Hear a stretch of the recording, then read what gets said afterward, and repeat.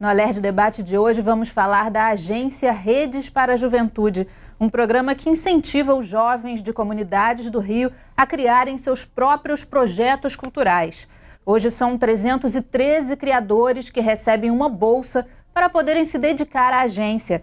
O projeto tem patrocínio da Petrobras. Aqui no estúdio eu converso com o idealizador da agência Redes para a Juventude, o diretor de teatro Marcos Faustini, e com o deputado Robson Leite, presidente da Comissão de Cultura da Alerj. Obrigada pela presença de vocês, deputado Robson, Marcos Faustini. Para começar, eu queria que você me explicasse como é que surgiu essa ideia da agência. Olha, eu venho de uma família de origem popular no Rio de Janeiro, o único dessa família a tentar ser artista. Família grande? Grande, 18 filhos, 18. Nordestinos, minha avó cresci circulando as favelas do Rio, meu avô vendia garapa de maracujá no Jacarezinho e consegui, ali nos anos 80, fazer uma trajetória como artista na cidade. Fiz filmes, fiz peças, fiz livros, comecei a pensar por que isso tinha acontecido comigo. Vindo de origem popular, consegui furar uma determinada catraca da sociedade e produzir uma mobilidade.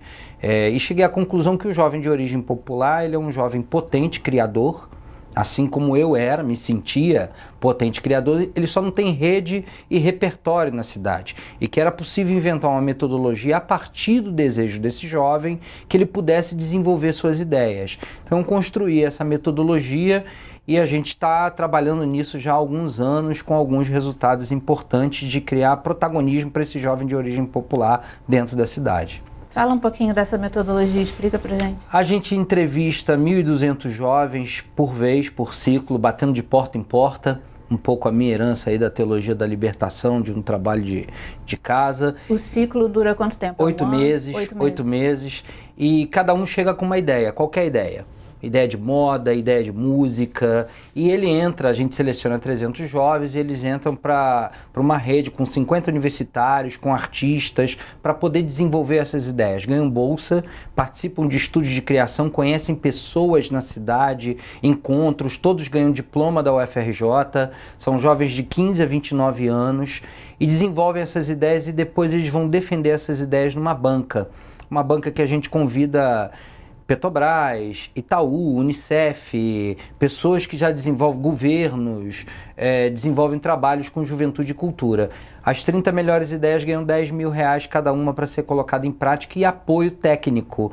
Nesse momento nós temos 40 projetos de jovens em ação na cidade, que vão de música, centro cultural, projetos de educação, meio ambiente e cultura. É muito impactante porque quando você escuta esse jovem, ele vem com soluções muito boas para o território. A contrapartida que ele dá para a gente é que a ação desse projeto tem que acontecer dentro do território dele. Na Providência, por exemplo, tem um projeto chamado Providenciando a Favor da Vida, que as meninas mapearam todas as adolescentes grávidas do território, coisa que o Estado nunca conseguiu fazer. Então, quando a gente chama esse jovem para ser um parceiro e não só um atendido, é um pouco isso que a gente quer propor e romper com uma lógica só de atendimento, de tratar esse jovem como um coitado. Quando você aposta no desejo dele, na potência dele, ele traz soluções que contribuem com a sociedade. Deputado, é um projeto que inverte a lógica de levar a cultura às comunidades, né? Eu costumo dizer que o projeto do Faustini é um projeto de total e absoluto interesse público. O que eu lamento é o Estado não abraçar uma iniciativa como essa para formatá-la e levá-la a todas as comunidades do Rio de Janeiro. Veja, o que leva um jovem ao tráfico de drogas? Né? O que leva a juventude, por exemplo, em alguns casos, ao tráfico de drogas? Não é uma lógica econômica de quanto que vai receber, de quanto que vai ganhar. É uma lógica muito também dessa, vamos dizer assim, de um certo empoderamento, de um reconhecimento. O jovem no tráfico, com aquele fuzil, ele passa a sonhar em estar no lugar de quem tem o poder na comunidade. Então, na medida em que você dialoga com a vocação do jovem, o jovem passa a ser reconhecido por ser um bom jongueiro, por ser um bom sambista, por ser um bom funkeiro, pela sua produção, pelo aquilo que ele faz, pelo que ele produz, ser algo positivo para a comunidade, você começa a disputar e ganhar esse jovem do tráfico. E isso tinha que ser uma política pública efetiva, né? A juventude hoje, a gente tem um jargão, né, que a gente fala inclusive nas comunidades, na militância, na luta pela juventude, né, pelas juventudes, melhor dizendo, que a juventude quer viver. E quando você fala que a juventude quer viver, é uma vida em plenitude, com dignidade, com qualidade. O Faustino lembrava aqui da Teologia da Libertação, que também marcou uma parte da minha vida, da minha trajetória, dialogando diretamente com isso, com qualidade de vida. E é claro que dentro de uma comunidade, quando você faz um debate, por exemplo, sobre quem produz cultura, durante muito tempo se acreditava no país, no Brasil, que o Brasil deveria primeiro crescer, que aí depois de crescer ele iria desenvolver a sua cultura. É o contrário.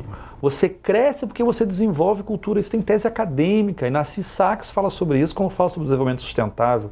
Não há desenvolvimento verdadeiramente sustentável sem uma observância desse desenvolvimento local, valorizando a cultura local, que é evidentemente enraizada de maneira magnífica dentro dessas comunidades. Esse é o passo para a gente simplesmente não ter a troca, né? O PP não é importante? Claro, ninguém é contra a polícia comunitária. Mas à medida em que você restringe isso à prática policial, você só trocou o modelo. Antes quem reprimia era o tráfico, agora quem reprime é a polícia, continua reprimindo do mesmo jeito. E pior, é o braço do Estado.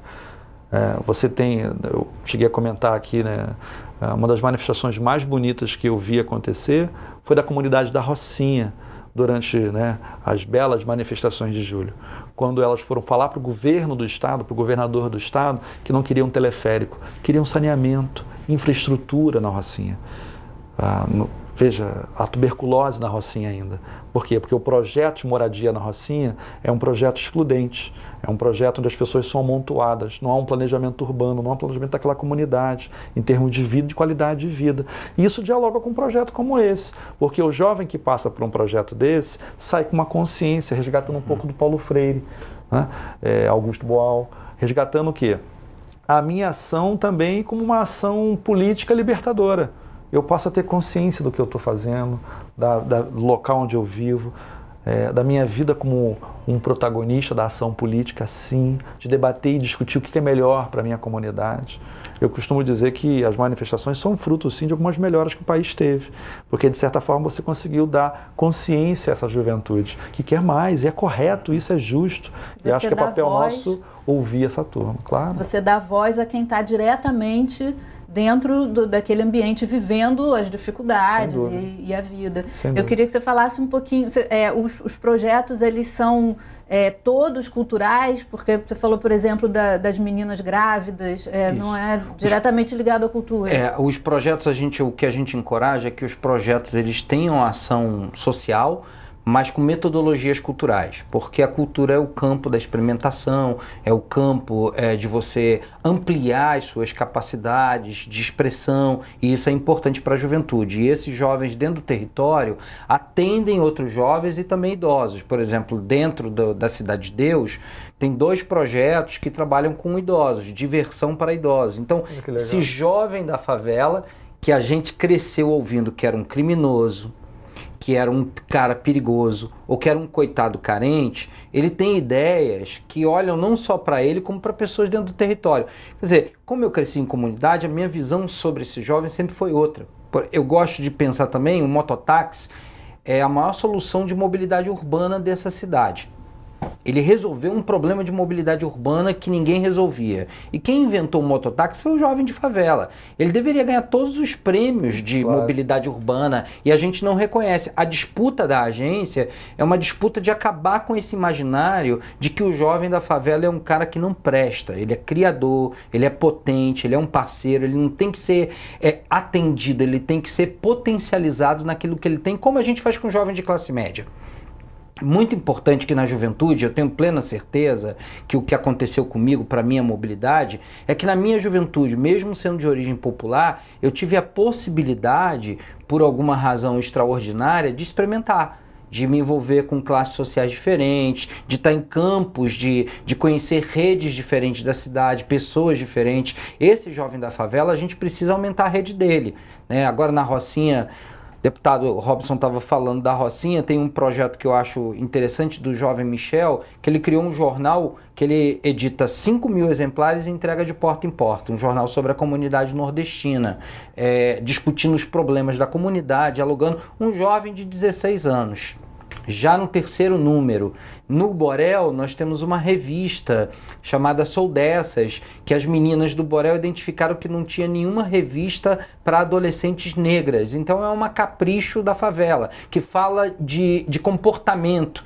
Então esse jovem está preenchendo uma lacuna de direitos dentro da sociedade a partir dessa potência. E a sociedade ganha, porque aumenta o imaginário, aumenta a participação, né? Esse jovem é politizado porque ele vai discutir a sua participação, o seu direito, e eu acho que isso faz bem à sociedade civil, aparecem mais produtos, aparecem mais formas de luta, e divide esse bolo da produção cultural, que ainda é muito concentrada. A produção cultural no Rio de Janeiro é muito concentrada e precisa dividir esse bolo. A produção cultural só chega historicamente na favela com oficinas. A ideia é romper a lógica de oficina e que esse jovem seja reconhecido como um criador. O Faustino tocou num ponto que eu acho que é importante ressaltar. Pouca gente sabe disso, mas na reabertura do processo político no Brasil, Paulo Freire foi o último preso político autorizado a voltar para o Brasil. Por quê? Porque o modelo de atuação política de Paulo Freire era o que mais incomodava a ditadura militar. Porque ele dava, por exemplo, a pedagogia do oprimido. Se eu tivesse que resumir aqui a pedagogia do oprimido, era simplesmente trocar o vovó viu a uva num processo de alfabetização de adultos por o povo tem o voto. E o Boal, quando faz o trabalho do teatro do oprimido, por exemplo, vai na mesma linha. Ou seja, você dá com quem você milita a possibilidade de ter a consciência crítica. E isso é extremamente positivo. Os últimos grandes momentos agora do parlamento foi, por exemplo, a aprovação dos royalties, né, dos 75% para a educação e 25% para a saúde. Um recurso novo, um recurso que pode mudar a cara da educação e ajudar bastante a saúde no Brasil. Fruto de quem? Da mobilização da rua, da mobilização de quem quer mudança no país, né? Sem que, evidentemente, que você perca, muito pelo contrário, você ganha com democracia. E ganha com democracia quando você dialoga com consciência. Essa juventude é a juventude que a gente aposta e sonha, né? Obrigada, deputado. Obrigada, Marcos. A gente vai para um breve intervalo. Voltamos já já.